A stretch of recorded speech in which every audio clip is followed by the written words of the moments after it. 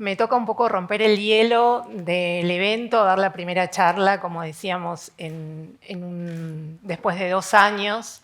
Y justamente nosotros después de estos 2 años nos propusimos pensar, después de la idea del cyborg, del espacio, del tiempo, pensar un término que en realidad es un neologismo, es una palabra compuesta por distintas palabras, la intraducción. Y la ventaja que tienen los neologismos es que, por un lado, pueden ser lo que nosotros querramos que sean, porque los inventamos ad hoc, y por el otro lado, justamente están compuestos por distintos términos. En este caso, yo estaba acá. En este caso, perdón, tengo que coordinar. Bánquenme, después entro en clima y se me pasa. Decía que en este caso, la palabra, la intraducción, está formada por distintos términos que podríamos pensar se constituyen a partir de la fragmentación, ¿no?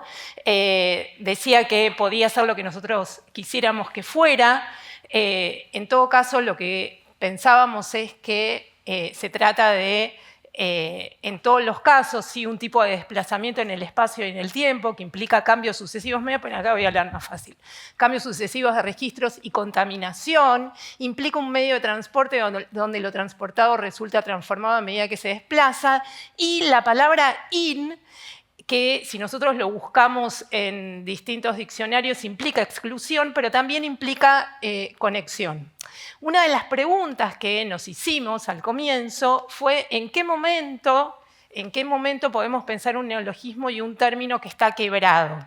Y justamente la idea es en qué momento se puede empezar a pensar lo intraducible.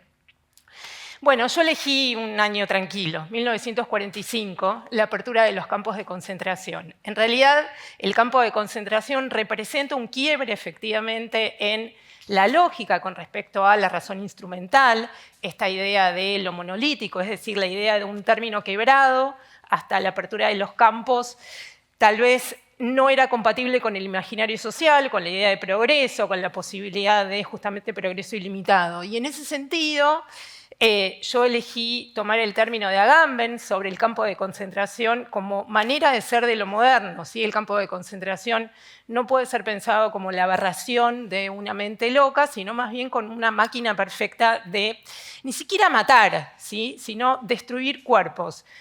No sé cuánto, no me quiero parar mucho acá, pero vale aclarar, contar un poco cómo Agamben toma el testimonio de Primo Levi de Auschwitz.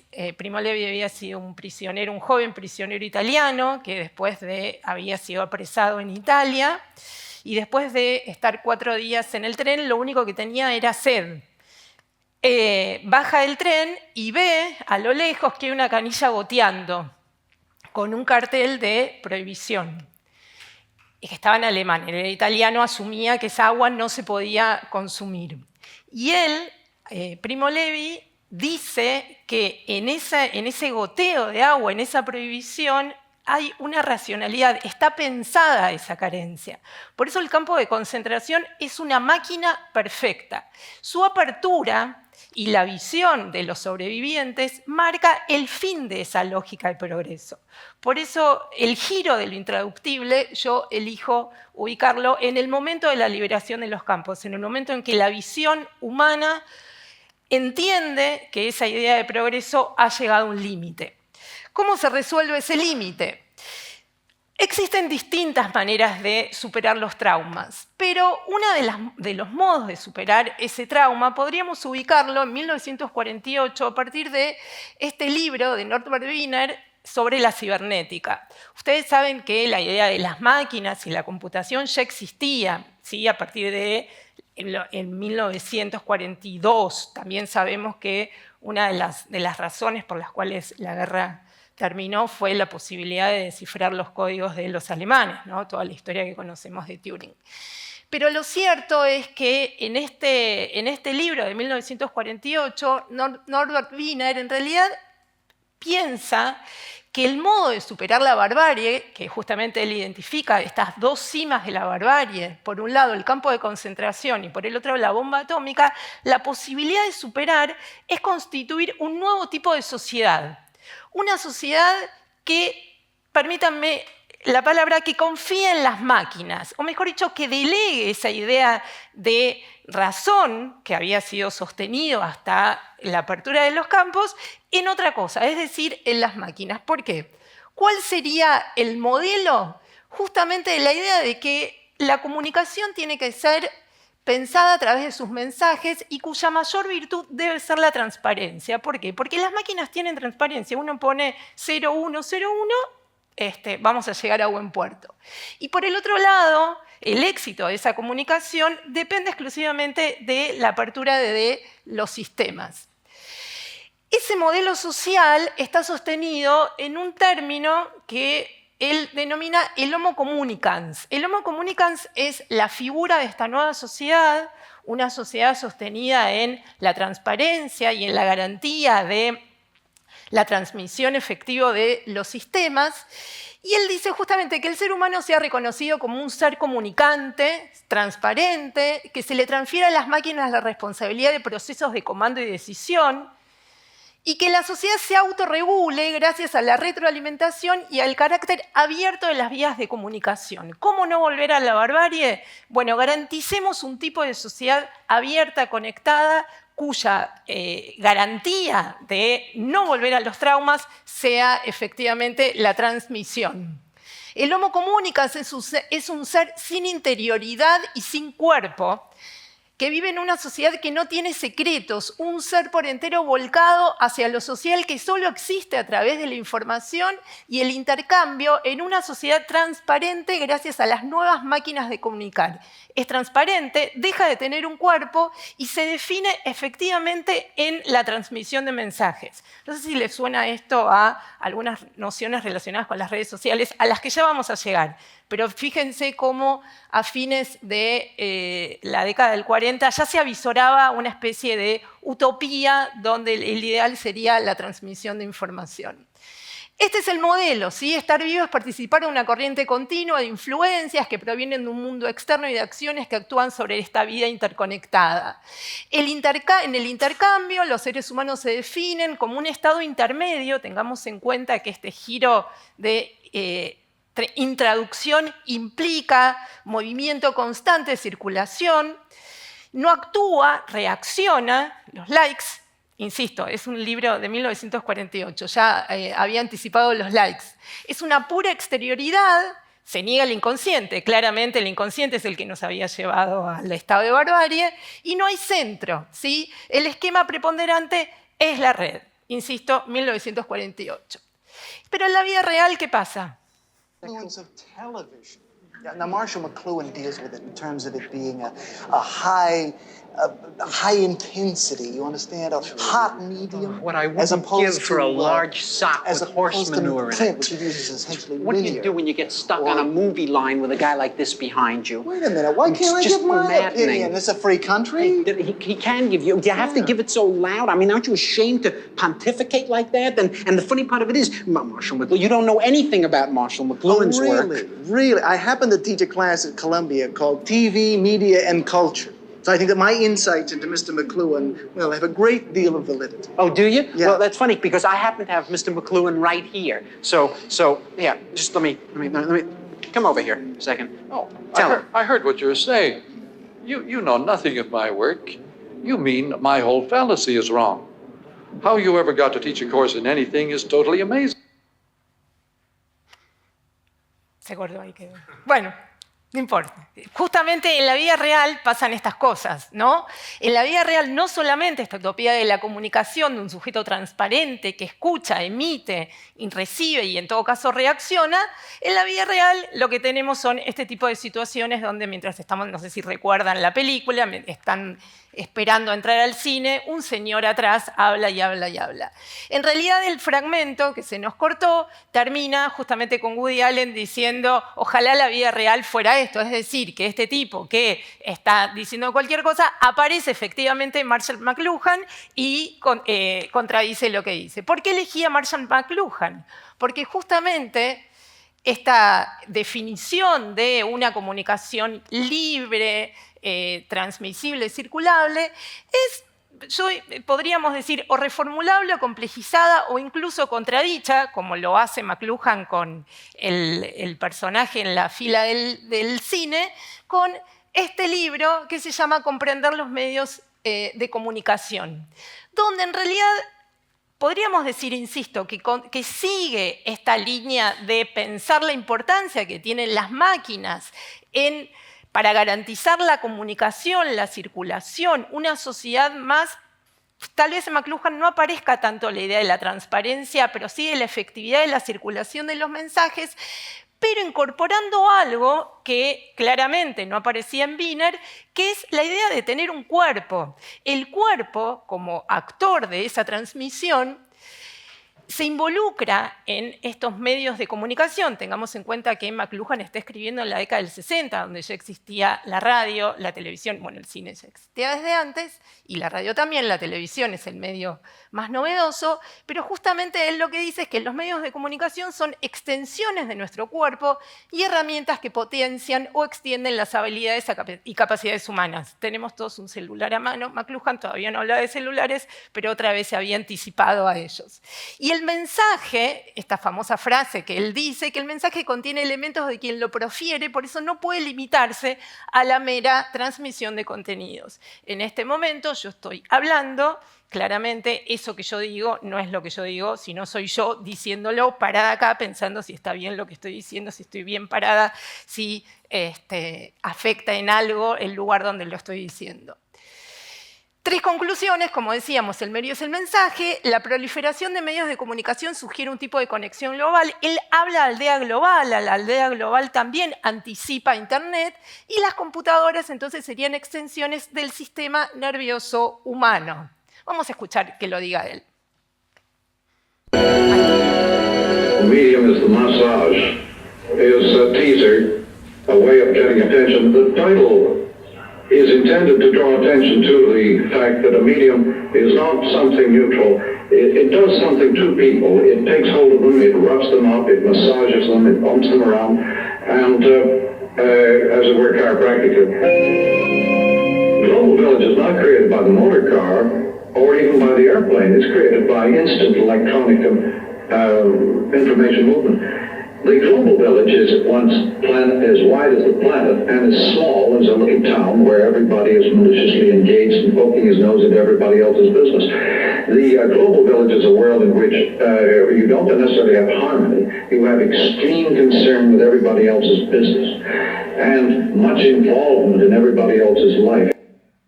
Otra vez McLuhan anticipándose a lo que conocemos como redes sociales. Quería señalar 2 cosas de este video. La primera es la idea de que los medios nos amarrean, nos mueven como si fuéramos un quiropráctico, es decir, nos afectan en el cuerpo, ¿sí? Y el cuerpo no estamos hablando del cuerpo biológico, nos afectan subjetivamente y materialmente. Y la segunda cuestión es que ante la proliferación de medios de comunicación construimos esta especie de imaginario donde estamos todos conectados. Fíjense que esta utopía de la comunicación en Wiener aparece como aldea global donde la gente está opinando sobre los demás, sobre sí mismo y sobre los demás.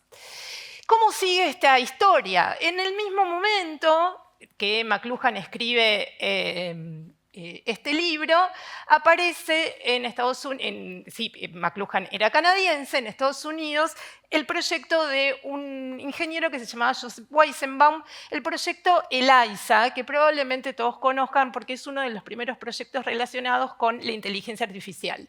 ¿Qué era lo que se proponía Weizenbaum dice, se trataba de un programa en el cual se podía conversar con la computadora. En realidad tengamos en cuenta que estos experimentos ya existían con la máquina de Turing, pero Weizenbaum inventa a ELIZA, que era una computadora que simulaba ser una psicóloga con el método Roger, dice en el cual se podía conversar. El interlocutor tecleaba una parte del diálogo y esperaba que le contestara. Y dice, elegí el nombre de ELIZA porque como la ELIZA de Pygmalion podía aprender a hablar cada vez mejor.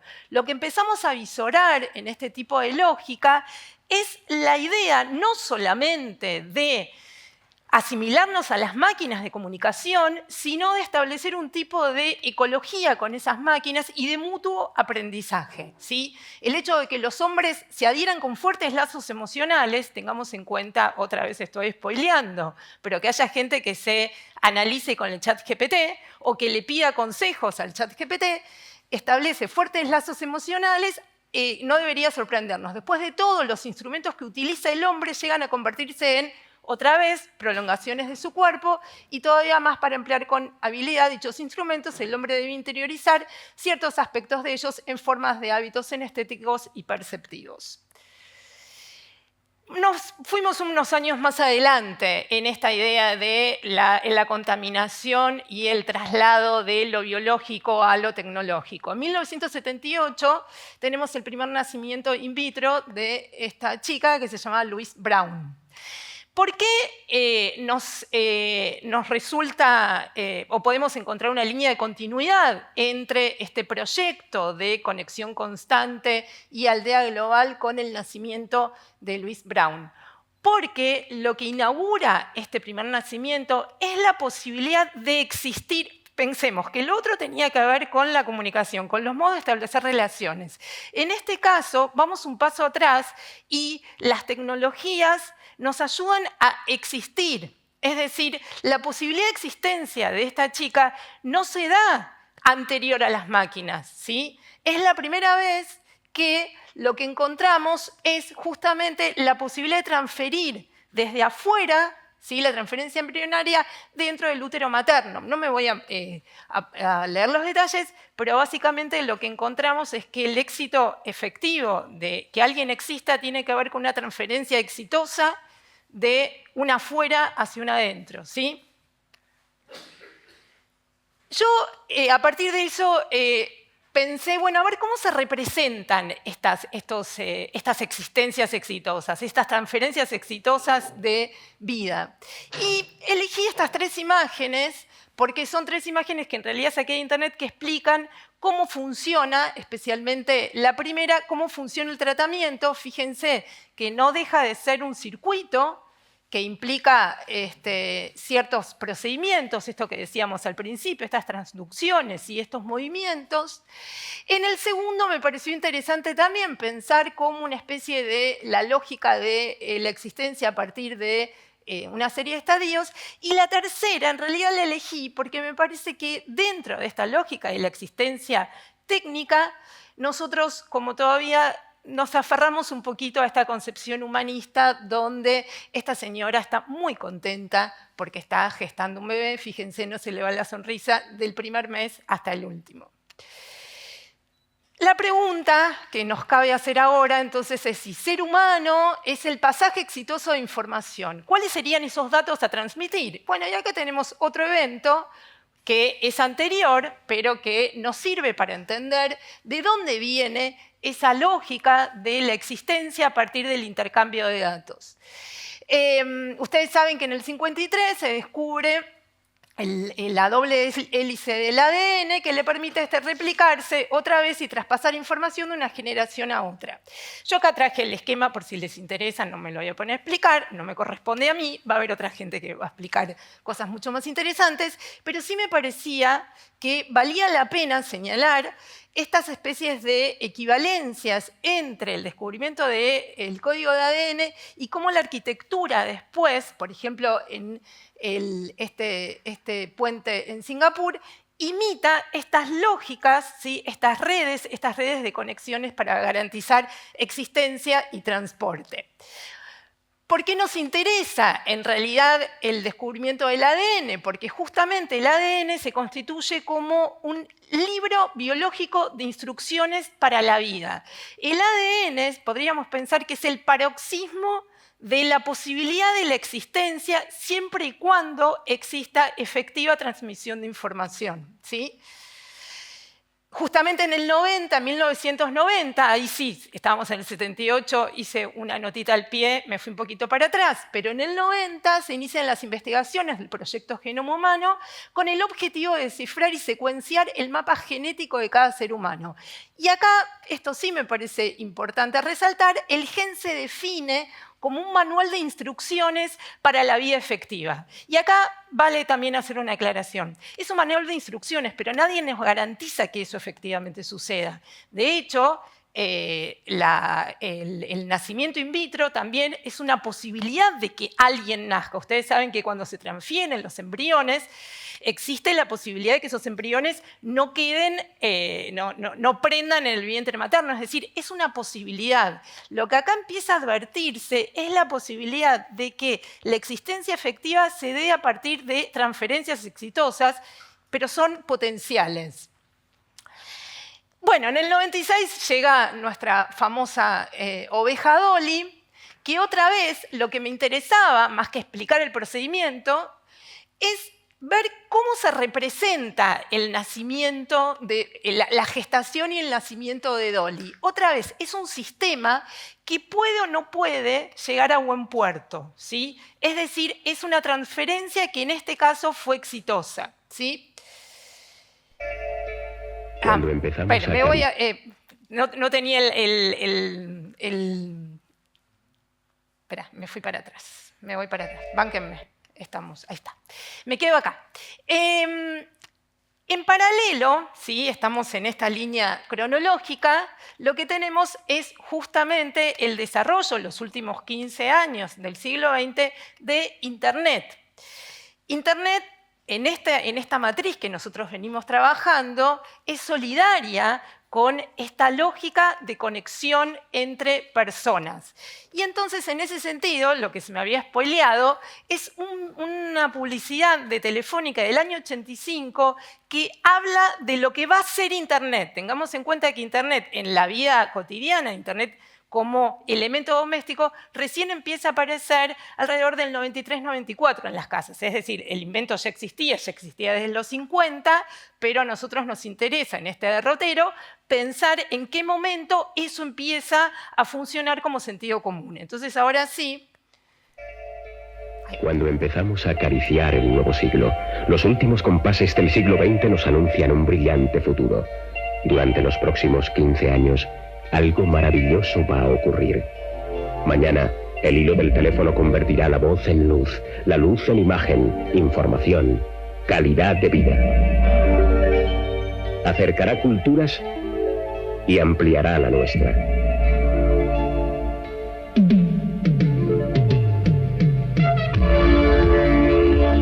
Quedan 15 años y no podemos dejarlos pasar. Solo quien sepa aprovecharlos a fondo podrá crear nuevas oportunidades de desarrollo para nuestros hogares y empresas. Durante los próximos 15 años, alrededor del teléfono, algo maravilloso va a ocurrir. Telefónica. Faltan 15 años para el año 2000. ¿Sí? Alrededor del teléfono, alrededor de la conexión, algo maravilloso va a existir. ¿Qué pasó en nuestro país? En nuestro país, obviamente, que empieza a ser, Internet se empieza a instalar. Esta publicidad que ahora vamos a ver es de una de las primeros proveedores de Internet y quiero que vean cómo se representa también la posibilidad de que Internet forme parte de nuestra vida cotidiana. ¿En qué nos beneficiaría? Ahora. Te queremos hablar a vos, que sabes que Internet es complicado. Ay. A vos, que perdés mucho tiempo en encontrar lo que buscas. A vos, que cuando te metes ahí adentro, sentís que nadie, pero nadie te está Lo hicimos a guiando. propósito. También a vos, que estás viendo cómo el mundo cambia y te estás quedando afuera. Incluso te hablamos a vos, que todavía tenés pánico fue a a tocar propósito. una computadora. O que no entendés por... Te queremos hablar a vos, que sabes que Internet es complicada. Bueno, A vos, que perdés mucho tiempo.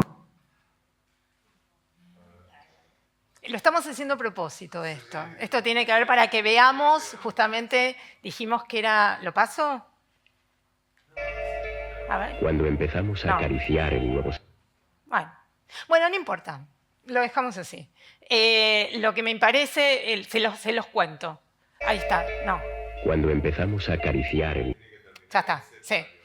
Se los cuento. Es una publicidad donde justamente lo que muestra es que el mundo efectivamente ha cambiado y que en realidad de lo que se trata es de que esa sensación de soledad que efectivamente tenemos, a partir de la llegada de Internet, no solamente vamos a dejar de sentirnos solos, no comprendidos, sino que efectivamente vamos a ser protagonistas de una especie de utopía de la comunicación, donde distintas generaciones además se van a sentir comprendidas y toda esa extrañeza, además, esa es la última parte de la publicidad que no llegamos a ver, dice, bueno, también te estamos hablando a vos que vos creés que la computadora no es para vos, que justamente los dispositivos son una especie de monstruos. No, lo que viene a hacer Internet es a juntarnos a todos, es a sentir que los dispositivos forman parte de nuestra vida cotidiana y empiezan a avisorar algo que va a venir un ratito más tarde, que son los teléfonos celulares. ¿Sí? ¿Cuáles son los trastocamientos que podemos ubicar a fines del siglo XX? Porque ya llegamos, estamos en el 45, ya llegamos a casi nuestro siglo. Primero que Internet lo que hace es justamente trastocar, es decir, correr, introducir el espacio de lo público a lo privado. Hay algunos estudios que muestran justamente cómo afectan las salas de chat a las personas. No sé si todos saben de qué estoy hablando cuando hablo de salas de chat, pero de golpe en los 90 la gente en lugar de ir a bares y a boliches empezaba a chatear con nicknames, es decir, ni siquiera con nombres reales. Ahí empieza justamente a pensarse la idea de cómo nos constituimos en términos identitarios. Del tiempo, lo mediato se vuelve inmediato. Hay una imagen en la publicidad que es del buzón de gente metiendo una carta. Bueno, saben que de golpe apareció la posibilidad de que yo le pudiera mandar una carta a alguien que vivía del otro lado del mundo con algo que se llamaba correo electrónico. Ahora nos parece una obviedad, en el momento no era una obviedad. El cuerpo, de lo real a lo virtual, ¿sí? Dejamos de ser Ingrid Sarchman y pasamos a ser Ingrid 1973, soy del 76. Y la última cuestión, justamente, de lo identitario, podía ser Ingrid Sarchman o podía ser quien quisiera ser en ese momento. Tengamos en cuenta que las cámaras todavía no existían ya las cámaras digitales, pero la posibilidad de sacarnos fotos, de constituir avatares, todavía tampoco estaba instalado del todo. Y finalmente llega nuestra estrella, que son las redes sociales, ¿sí? Otra vez, cuando yo me puse a pensar de qué manera se representan las redes sociales, había obviamente muchas imágenes en Internet, pero encontré esta imagen, donde no solamente representan las distintas redes, sino una especie de imaginario integral alrededor de qué implica la conexión constante de las redes. No es solamente conexión, no es avisar que llego a las 5 de la tarde, es la aprobación. Por eso me pareció que esta representación del dedito nos venía muy bien. Las redes sociales marcan claramente un nuevo trastocamiento, incluso un trastocamiento inverso. De lo privado que habíamos visto en la década anterior, se pasa a lo público virtual, pero mi vida ya no es más privada, porque yo la tengo que contar, la tengo que narrar. Del modelo de broadcasting, ¿sí?, a la proliferación de mini audiencias. Ahora ya no está el líder de opinión, Pergolini y Tinelli. Ahora todos nosotros tenemos nuestro propio público, chiquito, 3 personas, pero nos debemos a ese público. Del consumo de contenidos al imperativo de la producción de contenidos. Nos vemos compelidos a producir contenidos, ¿sí? Tenemos que contar lo que estamos haciendo todo el tiempo. Ahora me van a decir, no, yo no lo cuento, ya sé que ustedes no, pero en general la gente se comporta así en redes. De una identidad fija a la posibilidad de su cambio constante. ¿A qué nos referimos con esto? A que justamente esa identidad está relacionada con diferentes tipos de actividades. Y acá nos aparece otra tecnología que viene a colación en relación a las máquinas, que son las cámaras de fotos digitales y los teléfonos celulares. Estos son máquinas que ya existían desde hace 15 años. Sin embargo, como les decía hace un ratito, lo que me importa es menos el invento en sí y el momento en el cual ese invento empieza a usarse de manera doméstica. Las cámaras digitales para las redes sociales son fundamentales, por lo menos en sus inicios, porque por primera vez uno, para contar su vida, tenía a su disposición un dispositivo en el cual se sacaba la foto y esa foto iba rápido a la computadora. ¿Sí? Teníamos una tarjetita de memoria que nos permitía transmitir esa imagen. Hasta ese momento, las fotos eran con rollo. Los teléfonos celulares empiezan a proponer la posibilidad de que la comunicación sea móvil, es decir, la posibilidad de poder movernos y hablar al mismo tiempo. Yo acá les traje en realidad una especie de derrotero de las distintas formas que ha tenido el teléfono celular. El primer teléfono celular, que se llama Dynatac 8000X, es de 1983, lo que nosotros conocemos como ladrillo, y en realidad puse 2000 y no cerré los puntos suspensivos, porque en realidad el diseño del smartphone va cambiando. Lo cierto es que, como a nosotros nos interesa pensar la idea de cuerpo, lo que aparece de manera clara es que se va achatando y se va, de alguna manera, adosando cada vez más al cuerpo. ¿Por qué? Porque sucede... Ahí está. Esto. You sell minutes, period. I mean, your market is minutes. So your biggest competitor isn't other cell phone companies, it's home phones and office phones. Those are free minutes. Those are wasted minutes. So how do we get those minutes back? We reinvent the cell phone. We put a computer in it. We put the internet in it. We make your cell phone so fucking useful that you never have to come to the office again. Does email, text messaging, however you want to communicate. Total individualism, all in one device. Otra vez se cortó. Bueno, es lo que pasa, es lo que nos pasa. Ya está, cabe en su puño. Lo que me interesaba mostrarles era que el teléfono celular no solamente queda adosado al cuerpo, sino que cambia definitivamente la manera en la cual nosotros circulamos. Fíjense que lo que dice es, la gente no va a tener que ir más a la oficina. Es decir, nos convertimos en nuestro propio emisor y transmisión de datos, no importa dónde estemos.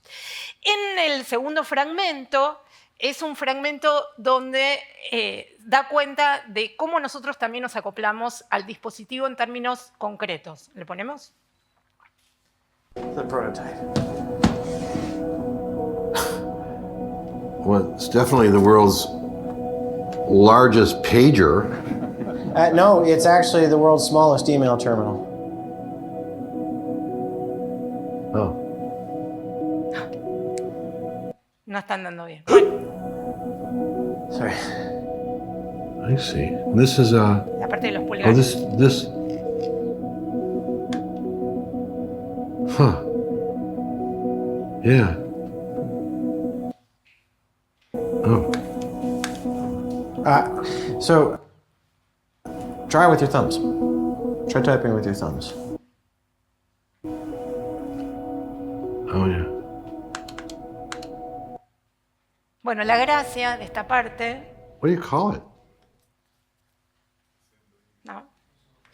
La gracia de esta parte es que no sabe cómo teclear, ¿sí? Al que se lo está presentando, entonces le dice, pruebe con los pulgares. Y empieza a probar con los pulgares y el cuerpo se va adaptando y le dice, sí. Y de golpe se dan cuenta que existe la posibilidad de efectivamente tener pegado la computadora al cuerpo. Justamente las redes sociales incorporan este dispositivo y ahora ya no solamente narramos nuestra vida a partir de estas especies de posibilidades, sino que esa narración es constante. Tenemos pegada la posibilidad de contarnos de manera constante, ¿sí? Esta especie de transmisión aparece, podríamos decir, aparece ilimitada. ¿Por qué? Bueno, porque hasta la aparición del smartphone, tal vez la narración en redes sociales necesitaba de un puerto, necesitábamos sacar la foto, llegar a un lugar, ponerla. Y además otra cosa que tiene que ver con la práctica. Todos nosotros sabemos cómo contar rápido en determinados caracteres. Igual más o menos, algunos saben un poquito más, otros menos. Bien, llegamos a el mundo contemporáneo. Ya estamos terminando. No sé cómo estamos de tiempo. ¿Estamos bien? Bien. Llegamos al año 2022 y la aparición del ChatGPT, que todos nosotros conocemos. A mí no me interesa tanto meterme en eso, porque además va a haber una charla específicamente no sobre el chat, sino sobre la inteligencia artificial, pero sí pensar en términos de imaginación técnica, cómo reconfigura técnicamente la posibilidad de no solamente tener el smartphone pegado al cuerpo, sino tener algo, alguien, una entidad con la cual dialogamos de manera constante. Este proyecto ELIZA de Weizenbaum en 1964, de golpe lo tenemos incorporado y de manera constante. Y acá hay una gran pregunta que es probable, ojalá que podamos hacérnosla a lo largo de estos 2 días, si es que efectivamente en estas transducciones, intraducciones, podemos establecer relaciones de colaboración. Y no me refiero a la colaboración en el sentido de tener una psicóloga portátil, sino me refiero efectivamente a repensar las relaciones que establecemos con el mundo exterior. Esa es una de las preguntas que nos podemos hacer en estos momentos. Y la segunda es qué tipo de imágenes nosotros creamos y recreamos a partir de esta colaboración. Cuando nos referimos a imágenes, nos referimos a todas estas maneras de representarnos los modos de conexión. Y acá tomo una propuesta de Katherine Ailes, que es una filósofa de la técnica, que ella llama ensamblaje cognitivo a esta colaboración. Dice que lo define como el flujo de información a través de un sistema y las decisiones y elecciones que crean, modifican o interpretan ese flujo.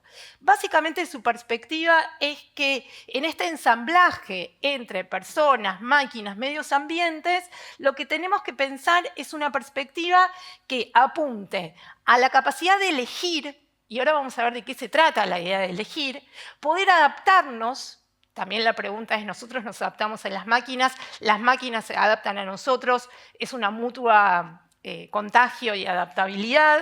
También yo les podría decir, este aparatito que nosotros tenemos pegado al cuerpo que es tan chato, ¿qué nivel de adaptabilidad tiene a nuestros cuerpos? Se los dejo para que lo piensen. Flexibilidad y capacidad evolutiva. Efectivamente, esta colaboración permitirá generar un nuevo estadio humano. Y acá tenemos algunos ejemplos. Una de las tendencias que hemos visto en CES 2020 son esos aparatos que dicen leer tus ondas cerebrales de alguna manera para ayudarte de alguna forma. Hemos visto aparatos que te ayudan a conectarte con una pantalla para poder mover objetos y también los que dicen que te ayudarán a dormir. Este que tengo puesto en este momento es Muse. Es un dispositivo que lee tus ondas cerebrales para ayudarte a dormir y lo hace a través de la meditación. Muse tiene una aplicación que te ayuda a seguir algunos parámetros para poder quedarte dormido y de esa manera puedes relajarte y entrar en ese sueño que tanto estás buscando.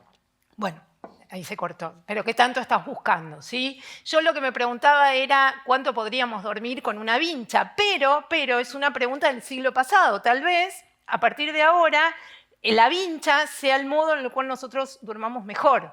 ¿Sí? Es una pregunta. La siguiente cuestión son los dilemas éticos que nos presenta esta inteligencia. Confiamos a las máquinas nuestra seguridad en las carreteras, debemos enfrentar un nuevo conjunto de desafíos éticos.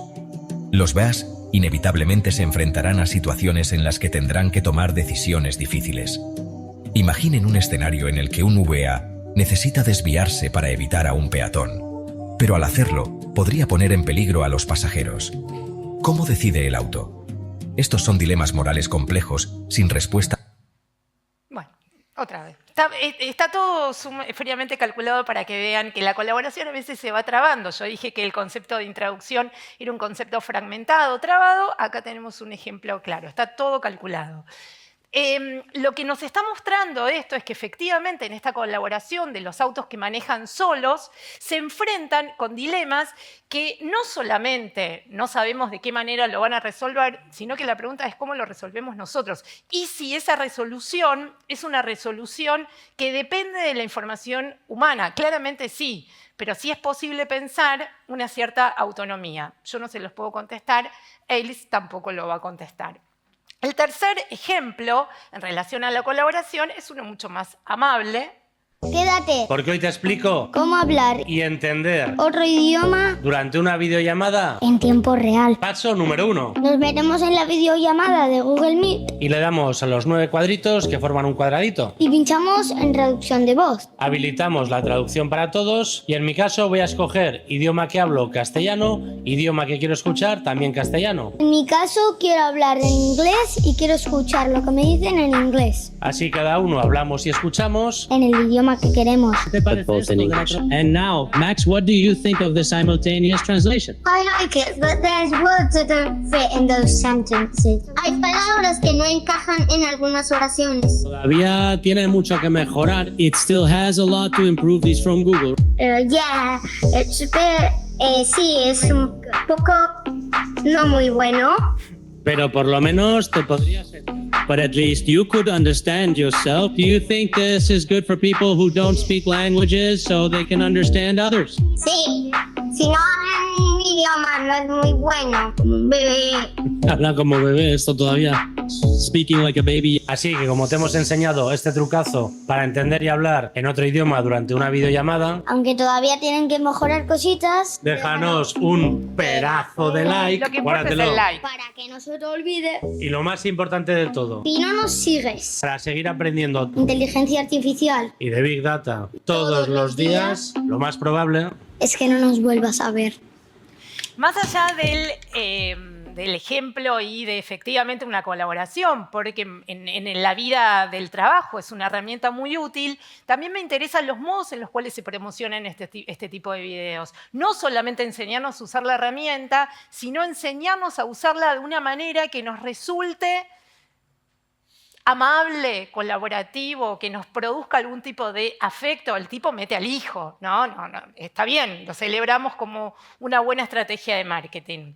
Bien, en relación yo les decía que el otro punto, y esto sí para terminar, es el modo en el cual nosotros ensamblamos las imágenes. Habrán visto a lo largo de toda la charla que me interesa especialmente estos modos de colaboración y contagio o, sí, colaboración entre pensamiento e imagen. Y para eso, que de hecho mañana lo vamos a entrevistar a Jussi Parikka, Jussi Parikka es un profesor de tecnologías, de filosofía de la técnica, es finlandés, ¿no? Sí, finlandés, que ha sacado un libro hace poquito que se llama Imágenes operativas, donde en realidad lo que él justamente señala es que nuestra vida contemporánea usa mucho más imágenes creadas, imágenes construidas, que imágenes reales, porque en realidad lo que quiere mostrar con estas imágenes operativas son justamente los movimientos, los contagios. Yo elegí en realidad 3, pero me interesaba justamente señalar cómo la segunda o la primera, lo que nosotros tenemos es la representación del calentamiento global o del calor corporal, ¿no? La idea de que para poder explicar algo, para poder entender, necesitamos como especies de códigos comunes. En realidad, lo que va a decir Parikka y lo que a nosotros nos sirve para entender esta especie de contagio es la idea de que nosotros vivimos en un mundo de imágenes que solamente pueden ser decodificadas a partir de dispositivos tecnológicos. Y el dispositivo tecnológico también es nuestro sistema cognitivo, este ensamble cognitivo. En realidad, él le dedica especialmente el análisis a entender, por ejemplo, cómo nosotros circulamos en la ciudad por medio de una imagen muy común para todos nosotros, que es el GPS, ¿no? Los mapas que usamos para movernos en la ciudad. Otra de las imágenes de la que él se va a ocupar es, por ejemplo, de los códigos QR. Esperen, no, para atrás. Espera. De los códigos QR. El código QR, por ejemplo, es un tipo de imagen que solamente podemos decodificar a partir de un dispositivo, ¿sí? Yo voy a comer un lugar y en realidad no puedo leer el menú si no es a partir de mi celular. Es decir, es una imagen que solamente se constituye a partir de la colaboración con las máquinas. Ustedes me pueden decir, es dependencia, porque no lo puedo leer. Bueno, en realidad es un híbrido entre la idea de un mundo mucho más soft, mucho más sofisticado con las máquinas, y también podríamos pensar en un punto más dependiente de las máquinas. Pero en todo caso yo no se los voy a decir, lo decidirán ustedes. La otra cuestión es cómo estas imágenes operativas nos permiten crear imaginarios, crear mundos que de otra manera no existirían. Y para eso traje este ejemplo, que es esta publicidad en tercera dimensión en la vía pública, donde en realidad lo que interesa es la percepción, cómo nosotros podemos construir nuevas percepciones, podemos aceptar estas nuevas percepciones a partir de un código. ¿Se trabó también? Pero al mismo, termino ahí. Pero al mismo tiempo, permiten también, y esto ya es toda una discusión alrededor de cómo, de cuál es la función social de las imágenes, tal vez estimular nuestra imaginación. Y en ese sentido, entonces, nuestra ultimísima parada es justamente el problema del arte, o mejor dicho, no sé por qué dije problema, porque no es un problema, sino es los modos en los cuales justamente consumimos estas imágenes. Y a partir de esto, y les prometo que estas son las últimas, la pregunta que nos hacemos es efectivamente cómo prestamos atención, cómo efectivamente miramos el mundo. Y a partir de esta idea, también saqué de otro libro que se llama Atención Trastornada, de Claire Bishop, que es una teórica del arte, donde justamente dice que nosotros contemplamos arte de manera trastornada. Ese trastornamiento, ese trastocamiento implica estar prestando atención, pero más o menos. Podría decir que ustedes me están prestando atención ahora, pero que todos ustedes tienen su celular, están mirando, puede ser que estén sacando fotos y que estén mandando diciendo, che, qué buena charla que están dando en Posumaña, está empezando con todo Posumaña, es decir, no me están prestando atención a mí de manera total, no es una crítica, es simplemente un ejemplo. Algunas ideas justamente que ella dice es que la atención es una capacidad mutable y que el arte, la manera en la cual miramos arte o la manera en la cual nosotros consumimos determinadas cosas, da cuenta de esta condición de espectadora, pero más o menos. Perdón. Traje un pequeño ejemplo de una muestra que se llamaba Sun and Sea, de la Bienal del 2019 de Venecia, que en realidad es la recreación de una playa y pequeñas óperas en distintas partes de la playa. Lo que me interesa de la performance, que ahora la vamos a ver, chiquitito, no es solamente cómo se recrea la idea de una playa y qué es lo que se cuenta como situaciones distintas en la playa. Tengan en cuenta que la performance duró 8 horas. Yo traje menos de un minuto. Lo que me interesa es que vean cómo la gente mira la performance. Ahora sí.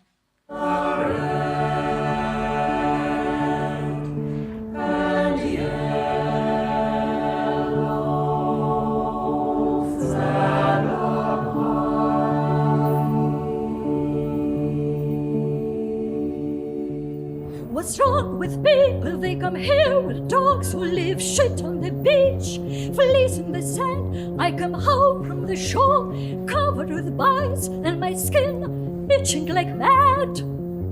What's wrong with people? They drink beer in the heat of the day.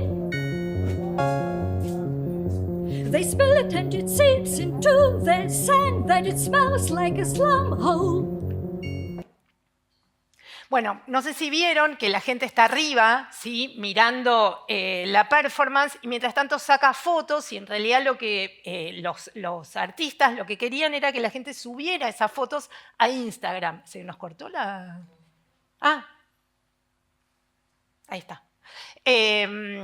que la gente sacara fotos y que subiera a Instagram, porque efectivamente el final de la performance tenía que ver con los comentarios que hacía la gente acerca de esa performance. Hay un montón de ejemplos, de muestras, que en realidad terminan, como si pudiéramos pensar en términos de circuito, a partir de la recepción, es decir, a partir de la elaboración de contenidos. Algunas conclusiones, justamente lo que ella dice es que la atención del público estaba dispersa y que en ningún momento se esperaba que el público se quedara callado. Esta especie de ficción que vamos al teatro y nos dicen apaguen los celulares. Capaz no tenemos que apagar los celulares. No estoy diciendo que no haya que apagarlos. Digo, estas ideas que están instaladas, a lo mejor las nuevas maneras de pensar una obra de teatro sea estar grabando, estar opinando. Imagínense al actor que le opina, no importa. Pero tal vez se trate de eso. Justamente la existencia, entonces, en relación a cómo nosotros circulamos, ella va a decir que es una existencia híbrida, ¿sí? Donde estamos y no estamos. Estamos acá y estamos consumiendo. El cuerpo, entonces, también se vuelve un dispositivo de transmisión. Justamente la pregunta es, se mira de forma híbrida. El Homo comunicans convierte su cuerpo en un elemento integral y complejo de emisión y transmisión con herramientas complejas. Y la pregunta, para efectivamente ir terminando, es si este modo de compartir, este modo de estar en este espacio, este modo de estar usando las máquinas, ustedes sentados acá, yo acá, no me moví mucho, yo pensé que iba a caminar más, pero necesitaba un poco los apuntes y tampoco me iba a sentir cómoda atravesando la pantalla. Efectivamente construye una nueva utopía de la comunicación. Somos efectivamente nuevos Homo comunicans, mucho más complejos, mucho más sofisticados, con cierta interioridad. Vamos a admitir una cierta interioridad. Bueno, de eso se trata justamente pensar lo intraductible como un giro y como efectivamente la complejización de una existencia que tiene muchas más preguntas que respuestas y nosotros lo que queríamos hacer, o lo que queremos hacer, pero especialmente yo en esta charla, era plantearles esa diversidad de introducciones en distintos ámbitos que en realidad la pregunta que nos hacíamos al principio era efectivamente quiénes somos y cómo construimos identidad y cómo habitamos efectivamente los espacios, los reales y los virtuales. Y con esto, gracias por escucharme, terminamos.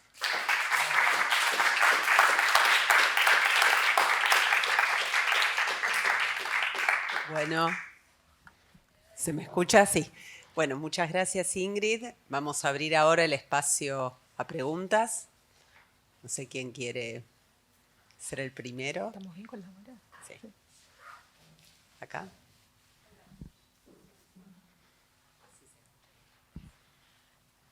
No, que me parece inevitable pensar en el arco narrativo de la charla que empieza con los campos de concentración y, bueno, el genocidio actual en Gaza, como el rol de la tecnología, de la inteligencia artificial, de los drones asesinos, Trump compartiendo un video, como siento que es como un caso que lo estamos pensando en tiempo real y es bastante difícil eso, pero cómo convergen todas las líneas que trabajaste en la conferencia en este momento. ¿Vos querés que yo hable de Gaza? No, yo no quiero que hables de Gaza, sino que me parece que es o sea, pensar el presente inevitablemente y me parece que muchas de las líneas que trabajaste convergen ahí. Eso, el uso de la técnica, la tecnología, las redes, las máquinas, todo lo que decías me remitía a ese caso que estamos pensando en tiempo real y que está todo ahí para mí. Sí. Y el arco narrativo, ¿no? Si empezamos con los campos de concentración, me parece un poco inevitable llegar a ese punto. La primera cuestión que quiero señalar es que nosotros somos contemporáneos al conflicto de Gaza y que entonces al no tener distancia, cualquier cosa que podamos decir, tampoco es que porque haya pasado el tiempo se puede decir, ¿no? Pero siendo contemporáneo es mucho más difícil poder decir verdades. De todas maneras, algo que yo no hice mucho hincapié en la charla, especialmente cuando hablábamos de redes sociales, es esta idea de que todos tenemos nuestra verdad y que todos tenemos que decir una verdad y que todos nos tenemos que posicionar con respecto a algo, ¿no? Incluso esta idea de es mi opinión y la tenés que respetar, ¿no? Entonces yo te puedo decir la Tierra es plana y vos me decís no, la Tierra no es plana, es mi opinión, la tenés que respetar. Entonces, en ese sentido, la idea de ser contemporáneo de determinadas situaciones hace que uno esté de alguna manera contaminado por el mundo y las opiniones. Es inevitable, claramente, pensar que no solamente no vivimos en un mundo, cuando yo me refería a intentar resolver el trauma de los campos de concentración, no me refería a que efectivamente se hubiese resuelto. Y que la humanidad no es mejor que hace 70, 80 años, no estoy diciendo eso. Sí que, y tal vez lo que podamos decir a partir de, como decías, el arco narrativo, es que nosotros en estos momentos tenemos a nuestra disposición la posibilidad de acceder a imágenes, la posibilidad de acceder a información, pero justamente en esa proliferación de información, lo que se produce, no lo digo en general y como analista de los medios, es una especie de narcotización, algo que decía Susan Sontag en ese libro Ante el dolor de los demás, la idea de que la evidencia de las imágenes produce una cierta narcotización y está todo en el mismo nivel. Me parece que el horror de la vista de los campos de concentración en el 45, que eso está contado en el documental Shoah de Claude Lanzmann, es como el horror de esas imágenes que no se podían tolerar. Y yo digo que creo que 80 años después, esas imágenes no nos producen el horror que nos producían hace 80 años. No lo digo como algo, no lo digo orgullosa. En ese sentido, esta idea de la proliferación de imágenes. No sé si respondí tu pregunta. Bueno.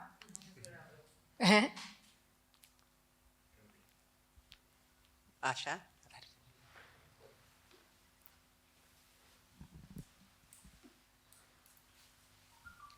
Gracias, Ingrid, por toda la charla. Realmente es sumamente valiosa para mí, al menos. Me encantó. Sobre todo porque, bueno, para pensar un poco esto que decís de la narcotización particular en esta última parte de la charla, cómo nos vamos desvirtuando, ¿no? La relación corporalidad, virtualidad y el ver y no ver, porque también, bueno, agregando un poco a lo anterior, ¿no? Harun Farocki tiene el texto Desconfiar de las imágenes y en su documental... De hecho, Parica toma... Claro, y el hecho que cuando él hace el documental por el Napalm, ¿no? Él mismo se prende fuego para poder entender, ¿no? esa cuestión. El ver y no ver, el que nos llega a nuestro celular y lo que no llega a nuestro celular. ¿Qué vemos y qué no vemos? Pero la pregunta en particular en esta última parte me parece interesante, un poco que decías por la Bienal de Arte, porque el arte por ahí se volvió a veces un lugar para el pensar y por ahí ahora un lugar para el no pensar, porque esa replicación en las redes sociales y esa banalización de que esa cuestión de esa atención trastocada que hablabas recién, muy diferente a lo que decía por ahí Razier de esta cuestión de valorar la noción de un espectador emancipado. O sea, cómo traducimos, cómo disociamos y volvemos a narrar, y que todos estamos narrando con nuestro celular en el bolsillo que se adapta a nosotros, en esa gran proliferación. Me parece así que este final, el lugar del arte como crítico o banalizador de aquello que vemos, ¿no? Como si podías continuar un poco más con esto último que habías dicho. Mira, yo tengo como dos posturas y son contradictorias, porque estamos hablando de la introducción y la introducción lo podríamos plantear como un concepto que va y viene. La parte positiva, la parte optimista más que positiva, es pensar que justamente a partir de las nuevas tecnologías nosotros podemos acceder a obras de arte que de otra manera no podríamos acceder, ¿no? Es como la hipótesis benjaminiana de la reproductibilidad técnica, ¿no? La parte optimista de Benjamin, el mismo Benjamin tiene como esa doble mirada. Todos tenemos acceso a las imágenes, de hecho, toda esta posibilidad de poder googlear y acceder y las visitas a los museos virtuales me parece algo sumamente interesante, ¿no? La posibilidad de no solamente ver la Gioconda sin haber ido nunca al Louvre, sino poder recorrer el simular que estamos recorriendo. Eso por un lado. La parte pesimista es, yo creo, ojalá a lo largo de estos 2 días podamos seguir debatiéndolo, ante el exceso de imágenes lo que hacemos es archivarla, es como, bueno, sí, ya estuvimos en el Louvre, ya estuvimos acá, ya estuvimos allá, incluso cuando efectivamente viajas a los museos. Y no es algo nuevo y no tiene que ver con las nuevas tecnologías. La idea de hacer colas para consumir, para hacer, te vas a París, ¿qué tenés que hacer? Tengo que ir acá, acá, acá, y haces la cola y subís y sacás la foto. Es cierto que la posibilidad de estar sacando fotos de manera constante hace que si vamos a la Torre Eiffel, lo primero es que yo me saco una foto, pero yo y la Torre Eiffel. No, a mí no me interesa, porque todo el mundo sabe cómo es la torre. Lo que importa es yo dando testimonio que estuve ahí. Y entonces en ese sentido es la posibilidad de que vos puedas estar en cualquier lado, te puedas inventar y que lo que importa es contarlo. La experiencia efectiva, el silencio, el recogimiento que vos tenés cuando llegás por primera vez a la torre y ves esa inmensidad, no lo sé, no soy yo quien pueda responder. Sí sé que la proliferación de imágenes produce esta especie de compulsión a estar en un sentido de exhibición. Estoy para mostrar. En ese sentido tal vez no soy tan optimista, pero bueno, no me toca a mí ser optimista en este evento. Bueno, ¿alguna otra pregunta allá?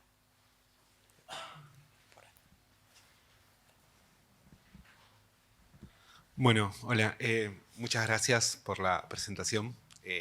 Voy a hacer una pregunta desde un lugar bastante cercano a la ignorancia, pero que tiene que ver con esto casi al final que te referiste con respecto a la posibilidad de creación de imágenes en colaboración con máquinas.